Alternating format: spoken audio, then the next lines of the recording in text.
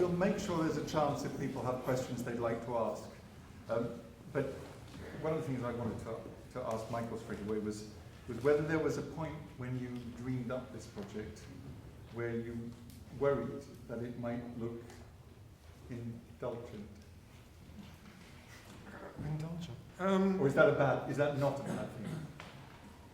I don't know whether I thought about it. All happened in such a rush. The university I worked for at Southampton had been doing some research with a university in Tainan, in Taiwan, into fibre optic technology studies of performance, historical performances which could be extracted from gramophone records by this new technology. And we had some joint sessions in which it was discussed, Heifetz and Milstein's performances and even earlier performances, how you could tell how the player had worked, the distance of the bow from the string, the kind of style of playing they would, and so on and so forth. And from this came an invitation to go to Taiwan and work with the Chi Mei Foundation, which is one of these huge collections of important historical instruments. And they said to me, can you dream up a project we kind of need to know yesterday, but next week will do. So I had a quick think, and I thought, well, this is kind of strange. We had been talking about historical performance, and these were instruments which went back hundreds of years. And I thought, this must be very strange for these instruments, thinking of them as people, actually. It must be very strange for these instruments to wake up every morning in Taiwan. And what are we doing here? We were born in the Renaissance in Italy, and here we are in Taiwan in the 21st century. What are we going to talk about?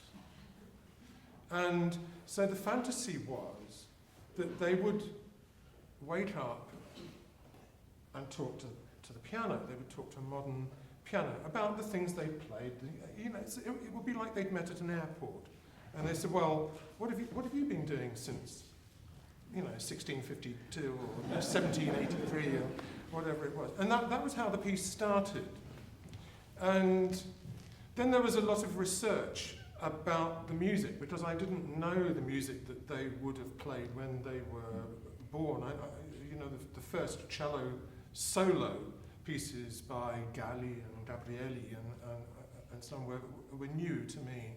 And then the challenge became a much more abstract one of how to make a reciprocal, no, not really, what am I talking about? What you create is relationships. It's what you were saying about the relationship with the instrument. The relationship for me is to other music. So I wanted to make a relationship, which indeed was a love affair. It was, that would be the nice end point of most meaningful relationships, I think. So I wanted to make relationships with Gabrieli and Galli and all these other people who had been played by these cellos. In the event, the idea was to have seven different cellos from the collection. And Nicola Heinrich, who gave the first performance with me in Taiwan, we went to the Chi Mei Foundation and they laid out all these instruments. But it soon became apparent that it is quite testing, isn't it, Yeah. And we were touring around Taiwan. We were touring around for a week, and it was just impractical because each cello they were so expensive. These cellos had to have an individual armed bodyguard, each one. So to travel with 7 was just idiotic. And so Nicola and I decided that 2 would about be okay. And so we went away and had a cup of tea while the guide chose less cellos, 6 cellos we had in this room. And when we went back to the room, there were these group of cellos, rather like this one, and how do you choose? The very strange thing was that both Nicola and I had seen this cello. It was like peeping out at us, saying, "Oh, hi, please choose me." And we didn't know what this instrument was, and Nicola said, "Well, let's start with that one. Let's see what we did." And this instrument, she said to me afterwards, it was like it was really aching to be played. It really wanted to be played. And this instrument turned out to be the Mario de Medici's Amati. It's the one of the earliest, or the earliest probably working cello. It's from 15 something. I don't know the date. Middle of the century. Yeah, it's a very early cello. It was made as a wedding gift for Marie de Medicis to marry Henry IV, I think, of France. She didn't play the cello, I don't think, but maybe she did. Who knows? It's quite small cello, but the sound was so sweet, and it was just extraordinary, the character of this instrument. So it was stupendous. We just had to have that. So that was fun. And then Nicholas said, well, let's see if we can find a contrast to this. So we went through the other instruments, and there was this big, bad, butch beast of a Stradivarius. It was dark, almost black, varnish, and she tried playing it, and this instrument was not going to be very friendly. This was one heck of a beast of a thing, but it made an interesting sound, very gritty kind of sound. So we said, well, can we borrow it for a couple of days and see if it's going to work? And it did, finally. It said, oh, okay, I suppose I'll do it. And these instruments were real characters, you know, and we grew to love them over the space of a week. And it kind of gave an extra, of course, these things are then just a joy to write in a way. I mean, it doesn't make them easy to write, but they were a joy to write. And that was the story. You're always someone who's very interested in material being what it is in itself, as well as what you do with it, letting it have its own life. So, well, I'm not a monologuist, in spite of being a chatterbox. I'm not a monologuist. So I think music is a conversation between me and the world. And I'm only here for a brief time. The world's been here for quite a long time. But you know, it's me having a conversation. And I really love to find things. I'm curious, you know, about what's going on. And how important do you think is it that people in the audience or people around can pick some of the references, or is it more like a kind of private conversation? No, it's not a private conversation, but I don't expect, I mean, you don't kind of sit there going, spot the tune. But at another level, if you wanted to investigate what the piece has got in it, it's got a lot of references to a lot of other music which is associated with cellos. And the whole history of that music, because we live in that kind of culture, don't we? I thought this, when I started really working seriously, I thought this is a heck of a weird culture, because people play music from Hildegard von Bingen to the present day, and that hasn't really happened. It hasn't been facilitated. It hasn't been possible for any previous history of writing music that effectively I'm in competition for your attention. From, you know, people like Hildegard von Bingen, Beethoven, Bach, Corelli. You know, you're not going to go home this evening and listen to me on the radio, are you? You're going to be, if you switch the radio on, it's going to be somebody else. And I have to live with that. Beethoven didn't. Beethoven's contemporaries only listened really to contemporary music, and maybe 100 years before, Beethoven knew about Handel. That was about the limit of it. And they didn't have to make reference. So they weren't historically conscious in the same way as I am, as we are. And they didn't have these weird fetishes, maybe. I don't know. I wasn't there. At least not in this form, I wasn't. So the piano plays a pretty unusual role in this, in that it's not like a normal cello accompaniment. It's often in the space, in the register of the cello, wherever it is, and the cello is often in the middle, so it's often interfering rather than sort of traditionally supporting. But maybe that's about the piano being its own kind of cello. Yes, it's about it's creating a meta cello, which is kind of like halfway between a piano and a cello some of the time. But if they are conversing and they're talking about similar kind of things, the piano is sometimes quite rude and interrupts what the cello is. Yeah, and the cello sometimes isn't particularly listening. I mean, it's sort of paying attention, but minding its own business a bit. Yeah, well, it's like, if you're bored of what I'm saying, you're kind of doing your mental shopping at Waitrose or wherever it is you go. People do that. Yeah. Which is curiously made easy if you've got a different instrument in your hands every moment you pick one up. It actually changes completely your sense of what you're doing, because as well as projecting something out or engaging in a conversation with the piano, you're engaging in a kind of reminding yourself what this instrument that you don't really know is.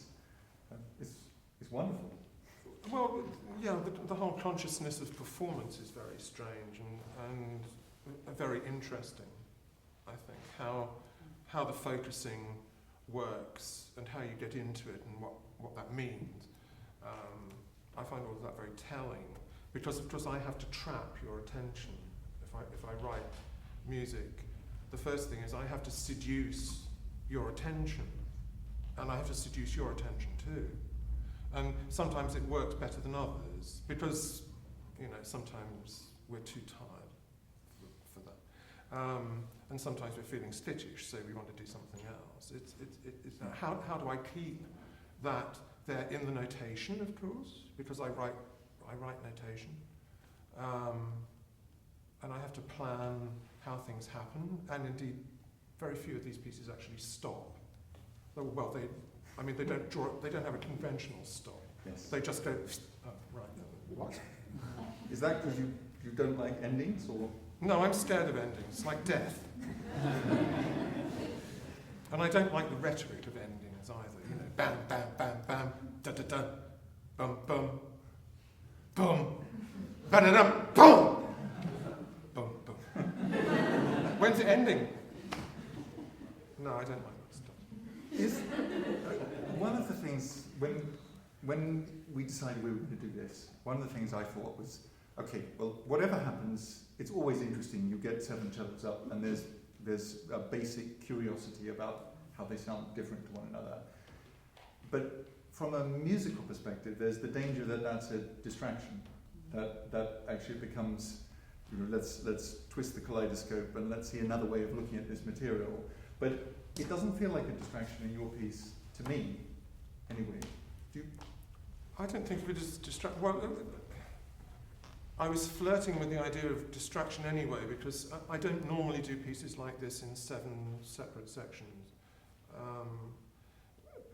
because I think that's quite risky, because your attention goes up and down and plummets, obviously, between each one. So there's a danger that you wouldn't understand. I was wrestling with this when I was writing them, and in actual fact, quite a large number, about 4 of them, are in 2 separate bits joined together, and the first half of one joins onto the second half of something later on. So it's rather like you tear a drawing in half and you fit it together later with another one. So they're like oddly paired up. And this came about because I was thinking of the sort of, the way it first appears in the first piece is rather like a sort of Sarabande-Gigue pairing. And that was already in the Dali sonatas that I looked at. It's pretty basic to our musical needs, or the needs of the brain, that you need contrast, and so you have a slow and then a fast movement, or the other way round. But did you write them? They're not all like that. But did you write them with particular kinds of, sounds of cellos in mind? Like, did you think, the first one, a dark-sounding viol like we've used, would be ideal for this, or did you just write them with different characteristics that could be explored in one way, or could push certain features of different cellos to the fore? Well, partly I'm not knowledgeable enough or sophisticated enough to know enough about cellos. So what I did was, and what I would always do, is to make a piece of music accessible on lots of different levels, so that way you never really get a definitive performance of it. It's always possible to go and revisit it and get something completely different out of it. Because in my experience, as a performer as much as somebody who listens to music as well and writes it, the pieces of music I like are infinitely interpretable on many, many different levels and in many different ways. So it's like record review, and you can hear like 3 different singers or 4 different singers all do a pretty good job on Tosca, it doesn't worry me that X is different to Y and so on. A different cellist would do something else. And I don't, that doesn't worry me. I build that into the piece so that you find, as indeed you did, you find a cello which suits that particular section. Or indeed you could play the piece all on one cello or on less than 7. I kind of missed my own quite I'm a sure lot you do. during that today, because there are things I know how to find that I don't know how to find on these. This was the interesting thing when I was thinking about the work and the Chime Foundation, is how is Nicola going to deal with finding, so, because we'd rehearsed it before we went out, of course, there.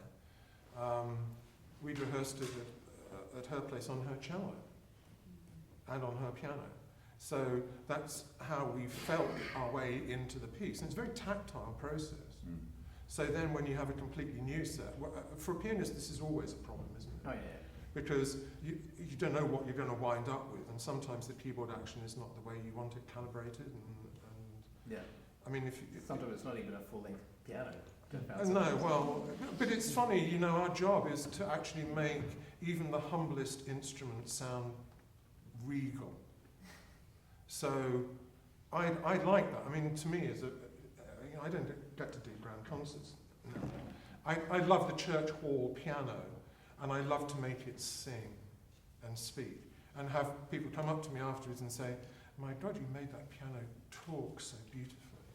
I think that's the highest sort of acclaim for a performer, is that you can make a heap of firewood sound like something gorgeous. We are going to have to wind up, but I'm just thinking there might be people who are really desperate to ask something. And if there are, please let us know. Yes? Did you have a favourite cello? Yes and no. And the really interesting thing is, genuinely, whatever you have in your hand as you're working with it becomes the most interesting one. What I did find, because I kept some records of the work we did leading up to today, I spent more time with one of them every time I got together, which is not one that I would necessarily have picked as a favourite.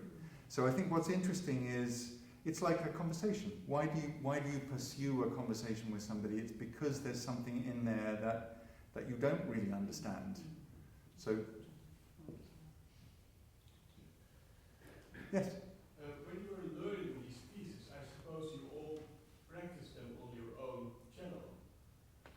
What changed in your perception of the piece when you have played them on 7 different cellos? What's changed, actually, in a way, I don't think it's about the piece. What this piece, playing this piece, did for me is it made me realize how easy it is for us as musicians to be all the time thinking about how we can make the materials we use do the things we want them to do. So, you know, because without that, you're naked on stage. But if you play something like this, you're not in a position to be able to make it do what you want it to do. You partly have to wander through and find the things that it will let you do. And your music is a bit like that as well. It's a music that wants you to work your way through it. And I think that's probably not a bad lesson for all music. I think there's something fundamental about what you've set up. It just happens to be done in a way that's more overt about how that works. Well, my version of the story is that I think people get very lazy about classical repertoire, so they stop researching it enough. They don't explore it, they assume that it's one way. It isn't. Musicians use the word rehearse for when they're working on something, which is quite a dangerous word, because it implies repetition rather than discovery. It should be about discovering as much as you can and changing your life with a piece of music. Why not? Can I make an observation, which is related to the Otto observation, which is that you can divide string players into two: the ones who practice on the instruments they use for the concerts, and the ones who never do. And I'm not asking people to do that. I'm one of the ones who never does. I think that's, if all string players in the room do this, then Heifetz never did, basically. Yeah. and that's a conscious and active choice. No, it's habit. Right. Probably also adds to the fact that when you're performing in a different venue, you have to adjust your aspect, I guess. So, Which is a different instrument. Yeah. Yes, the question of where the instrument stops and where the environment starts is a very difficult one. Yeah, and it's also providing a source of resistance for yourself, so that you have something more new to discover when you take it into the concert hall, I suppose. Maybe, or maybe that's dangerous. I don't know. It's all dangerous, isn't it? Well, like you said, I have to do it every time. I think at this point we will round it up, but thank you very much, Michael. Thank you, Zubin. Right.